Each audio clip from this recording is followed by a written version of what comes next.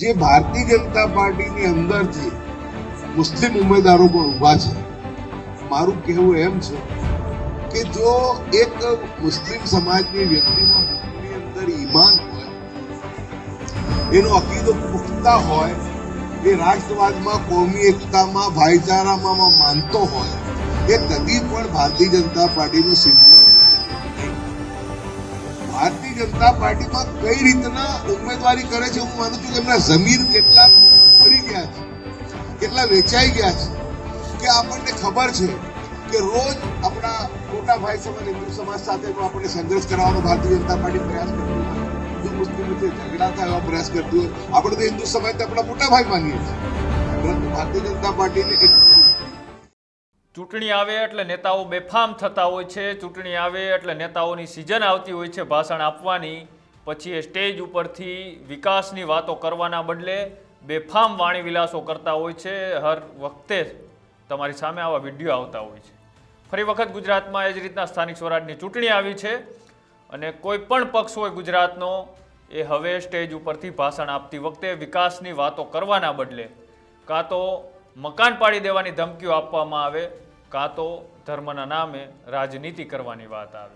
એવી જ રીતના રાધનપુરનો આજે ફરી વખત એક વિડીયો આવ્યો છે સામે, અને આ છે કોંગ્રેસના પૂર્વ ધારાસભ્ય પોતાના જ સમાજના ઉમેદવારો ઉપર હવે બેફામ વાણી વિલાસ કર્યો છે અને તેને લઈને રાજનીતિ પણ ગરમાઈ છે. નમસ્કાર, આપ જોઈ રહ્યા છો ન્યૂઝ રૂમ. આપની સાથે છું કૃણાલ આહિર.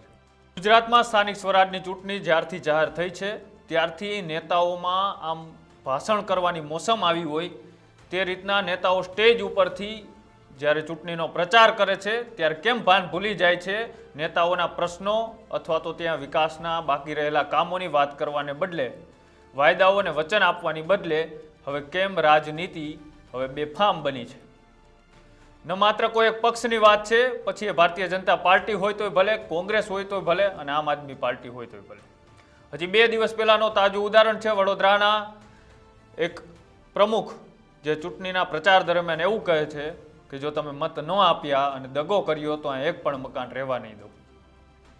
એવી જ રીતે ફરી વખત આજે રાધનપુરથી એવું સમાચાર સામે આવ્યા છે, વિડીયો બહાર આવ્યો છે અને આ વિડીયો હવે દેશની રાજનીતિ જે રીતના થઈ રહી છે, હિન્દુ અને મુસલમાનને બાંટવાના નામ ઉપર દેશમાં રાજનીતિ થઈ રહી છે, તે રીતના ફરી વખત ત્યાંથી એવું જ નિવેદન સામે આવ્યું અને એ જ નિવેદનથી પેલી જવાબદાર હું પબ્લિક અને સામે બેઠેલા જે લોકો છે તેને જવાબદાર ગણું છું.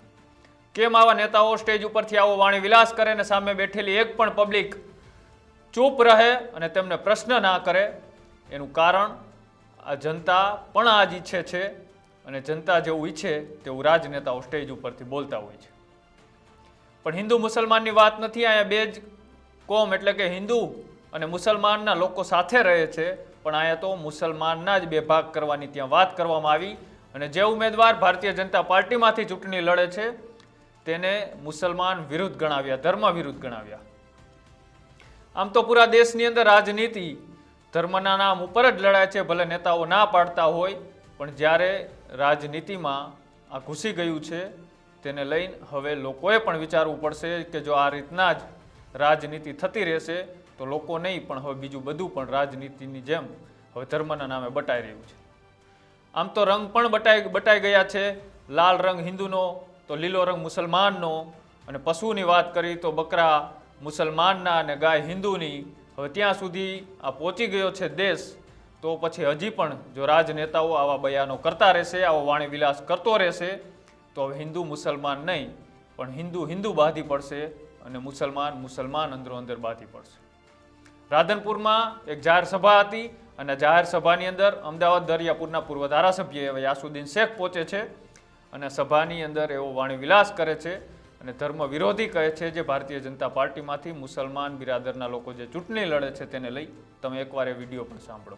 બાબતનું બહુ આશ્ચર્ય થાય છે કે આપણે અહીંયા જે ભારતીય જનતા પાર્ટીની અંદરથી મુસ્લિમ ઉમેદવારો પણ ઊભા છે. મારું કહેવું એમ છે કે જો એક મુસ્લિમ સમાજની વ્યક્તિના મનની અંદર ઈમાન હોય, એનો અકીદો પુખ્તા હોય, એ રાષ્ટ્રવાદમાં, કોમી એકતામાં, ભાઈચારામાં માનતો હોય, એ કદી પણ ભારતીય જનતા પાર્ટીનો સિમ્બોલ લઈ શકે નહીં.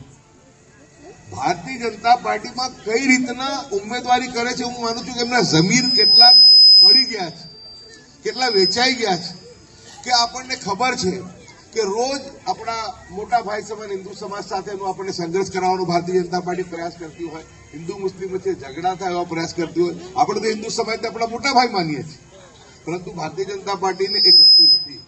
રોજ તમે જુઓ તો કોઈક જગ્યા જુનાગઢ હોય તો મસ્જિદ ડિમોલિશન થાય, મઝાર શરીફનું ડિમોલિશન થાય, બેટ દ્વારકા તમે જુઓ તો લોકોને ઘર બહાર જે છે સમગ્ર બુલડોઝર ફેરવીને ત્યાં ઉજાડી દીધા હોય. રોજ આપણા પૈગંબર સાહેબની અવમાનના થતી હોય, લિન્ચિંગ મોબ લિન્ચિંગ થતી હોય, એવા પક્ષની અંદર કેટલો જેનો જમીર મરી ગયો એવી વ્યક્તિ એની અંદરથી ઉમેદવારી નોંધાઈ છે. ક્યારે પણ એ ઉમેદવારી ભારતીય જનતા પાર્ટીમાંથી આપણે ના કરી શકીએ.